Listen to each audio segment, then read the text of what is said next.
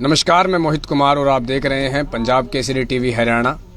बताना चाहूँगा कि अचानक से बढ़े एलपीजी सिलेंडर पर 50 रुपये के दामों के बाद जो है अलग अलग इलाकों में, यानी कि चाहे अलग अलग राज्यों की बात करें या फिर अलग अलग क्षेत्रों की बात करें, सब जगह अलग अलग तरीके की प्रतिक्रिया देखने को मिल रही है। दिल्ली के अंदर जब दाम 50 रुपये बढ़ने के बाद 900 के पार हो चले हैं, तो वहीं हरियाणा के अंदर भी जिस तरीके से अब दाम जो बढ़े हैं, इसके बाद जो एक कड़ा असर जो है कहीं ना कहीं देखने को मिल रहा है। जो महिलाएं हैं वो जो कि जैसे कि गुरुग्राम के जो पोश इलाके हैं, या गुरुग्राम शहर अपने आप में एक मिलेनियम सिटी कहा जाता है, देश के मानचित्र पर इसका एक अलग ही पहचान है। ऐसे में गुरुग्राम की महिलाएं भी आज सिलेंडर को छोड़कर, क्योंकि दाम बढ़ गए हैं, तो अब चूल्हे पर जो है रोटी बनाने के लिए मजबूर हो गई हैं। मैं तस्वीर आपको दिखाना चाहूँगा कि कई महिलाएं जो हैं एक ही चूल्हा जलाकर जो अपने अलग अलग परिवारों से आकर के एक ही जगह पर रोटी बना रही हैं, क्योंकि कहीं ना कहीं चूल्हा जलाना भी आज के समय महिलाओं के लिए बड़ा भारी पड़ जाता है। तो एक ही चूल्हे पर 4 परिवारों की जो है रोटियाँ आज बनाई जा रही हैं। तो ऐसे में महिलाओं से ही बात करने की कोशिश करेंगे कि अचानक इन ऐसे दाम बढ़ने के बाद, जैसे कि एक रात पहले दाम कम होते हैं और अचानक से अगर दाम बढ़ जाते हैं, तो उस दिन की सुबह जो है महिलाओं के लिए कितनी मुश्किल होती है। स्वागत है आपका पंजाब केसरी टीवी पर। सबसे पहला मेरा सवाल आपसे ये है कि अचानक से अगर दाम बढ़ जाते हैं एलपीजी सिलेंडरों के, या फिर तय समय सारणी के हिसाब से बढ़े, दाम तो बढ़ ही जाते हैं, तो कितनी परेशानियां जो है महिलाओं को होती हैं? भैया बहुत परेशानी होती है। सिलेंडर बढ़ना, और एक सिलेंडर नहीं, हर चीज़ ही बढ़ जाने के कारण बहुत परेशानी होती है। रसोई में इतनी दिक्कत आ जाती है कि महीना जब लास्ट होता है तो सोचना पड़ जाता है कि क्या करें।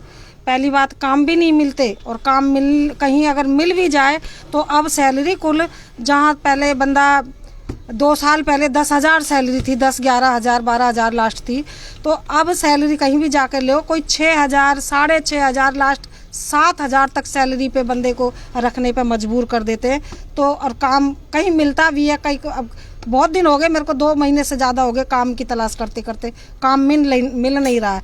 अब जब 2 महीने काम नहीं मिलेगा तो भाई कहाँ से अब जो 1,000 रुपये का सिलेंडर हो चुका, इस सिलेंडर को कहाँ से भरवाएंगे? और एक सिलेंडर में महीना पूरा निकलता नहीं है, कभी 20 दिन निकले, तो कभी 17 दिन निकले, तो कभी 22 दिन निकले। ये सिलेंडर को तुलवाते हैं तो वहाँ का दिखा देते हैं, सही वेट दिखा देते हैं, और फिर सिलेंडर घर में चलता नहीं है, तो गैस जाती कहाँ है? ये कम क्यों हो जाता है, हमारे को तो समझ नहीं लगती। मतलब किससे कहें कि तो गैस कम हो रही है, ऊपर से महंगाई बढ़ रही है। गैस कम आती है सिलेंडर में, ऊपर से महंगाई इतना हो गया सिलेंडर, अब समझ नहीं आता किससे क्या कहें। भैया अब जो वाली बात है कि मोदी ने जो तय कर दिया देश को आबाद रखना है कि बर्बाद रखना है, भाई अब तो उनके वो राजा हैं देश के, तो अब वो जो चाहें वो कर सकते हैं। बंदे को भूखा भी मार सकते हैं, बंदे को खिला भी सकते हैं। जैसे काम धंधे पे जब मान लो इंसान जाएगा तो वो चूल्हे पर रोटी बनाएंगे तो लेट होएंगे ही।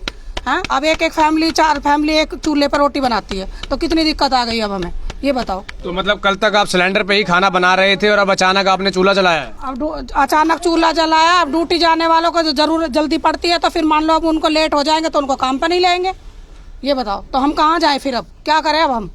तो सरकार से क्या अपील है आपकी? हमारी ये अपील है कि भैया महंगाई को कम करे, सिलेंडर पे भी हर उससे, मतलब जो उज्ज्वला योजना जो है केंद्र सरकार और राज्य सरकार ने मिलकर जो प्रारंभ की थी इस प्रांत के लिए, इस प्रदेश के लिए, इस देश के लिए, उसका कोई बेनिफिट मिला महिलाओं को?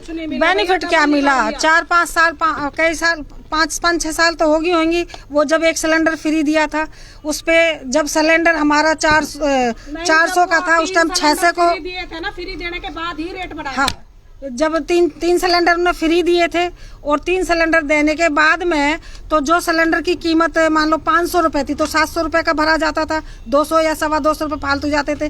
वो सब्सिडी बोल के उसमें बैंक में जाते थे, जो फालतू पैसे उनके लिए लाइन में लगना पड़ता था।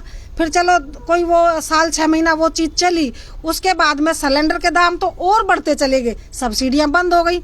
अब मान लो 2,000 रुपये का एक सिलेंडर फ्री दे दिया, तो अब महंगाई तो दिन में हर महीने में 2 बार बढ़ती जा रही है। सिलेंडर जहाँ 400 रुपये का, 450 का, 500 का था, अब 1,000 रुपये पे आ गया सिलेंडर। तो कैसे मैनेजमेंट करे कोई इंसान? काम नहीं मिल रहा। सरकारी जब स्कूल बंद हो चुके हैं, तो किसकी हिम्मत है कि प्राइवेट स्कूल में अपने, किसी के 2 भी बच्चे हैं, किसी के 3 भी हैं, तो जब स्कूल में ही अगर बंदा 8-10 हज़ार की 2-3 बच्चों की फीस भरेगा, फिर प्लस ऊपर से ट्यूशन लगाए जाते हैं, वहाँ भी से भी पढ़ाई की पूरी संतुष्टि नहीं होती है, तो आम बंदा जिंदगी जिए कैसे? सारी कमाई तो एक रसोई में और एक स्कूल में चली जाती है। तो वही बात होगी, भैया नंगा नहाएगा क्या, निचोरेगा क्या? हम आपसे ही बात करने की कोशिश करते हैं। जिस तरीके से अचानक से दाम बढ़ जाते हैं, चाहे पेट्रोल के या डीजल के, और अब एलपीजी सिलेंडर के, कभी सब्जियां महंगी हो जाती हैं, तो ऐसी बढ़ती महंगाई जो है आपकी जेब पर कैसा असर डालती है, और जो परिवार की जो सोर्स ऑफ इनकम है, बच्चे हैं, पढ़ाई लिखाई है उनकी, उस पर कितना असर डालती है? सारा असर इसका बच्चों की पढ़ाई पे जाता है। देखो अब क्या हो गया है, खाने के बगैर तो कोई जिंदा नहीं रह सकता, खाना तो लाना ही पड़ेगा, चाहे सिलेंडर महंगा हो गया हो, चाहे कोई सब्जी महंगी हो गई हो, या कोई आटा महंगा या सरसों का तेल महंगा हो गया, फिर भी हमें क्या करना पड़ेगा, सामान तो हमें लगाना पड़ेगा। मगर अब क्या करना पड़ रहा है, बच्चे को ये देखना पड़ रहा है बजट के हिसाब से हम अब स्कूल में कौन से स्कूल में बच्चों को पढ़ाएं कि हमारे बजट जो ठीक रहे, क्योंकि बच्चों को भूखा भी तो नहीं मार सकते हम। ये नौबत आ गई है कि बच्चों को हम पढ़ाए ही नहीं, घर में बिठा लें। ये मोदी जो सरकार ने इस तरीका से भ्रष्टाचार मचाया हुआ है, पढ़ाई तो वैसे ही 2 साल से बिल्कुल ही बंद है, और घर बैठा के ये बच्चों की फीस ये लगा लो कितनी मुश्किल से, और इसका सीधा असर जो ये छोटे छोटे अपना कारोबार करके बैठे हैं या छोटी छोटी शॉप खोल के बैठे हुए हैं, तो लॉकडाउन में उन्होंने लॉकडाउन लगा दिया, शॉप बंद हो गई है, प्राइवेट शॉप थी, अब उनका भी किराया घर से दो, कहाँ से दें, कहाँ से बच्चों को पढ़ाएं और कहाँ से हम खाएं।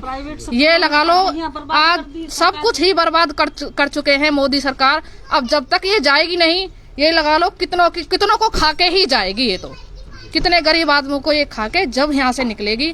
और हम तो चाहते हैं मोदी सरकार आए ही नहीं, हमें नहीं चाहिए। तो कहीं ना कहीं जो गृहिणियां हैं उनका कहीं ना कहीं जो गुस्सा है वो महंगाई को लेकर देखने को मिल रहा है। तो ऐसे में अब जो है केंद्र सरकार या फिर राज्य सरकार मिलकर किस तरीके से कड़े कदम उठाती है कि जो गृहिणियां हैं जिनको कि घर पूरा चलाना होता है, उनकी जो परेशानियां हैं वो कम हो सकें, और इस बढ़ती महंगाई से जो कि महंगाई डायन है उससे किस तरीके से जो है लोगों का छुटकारा हो सके।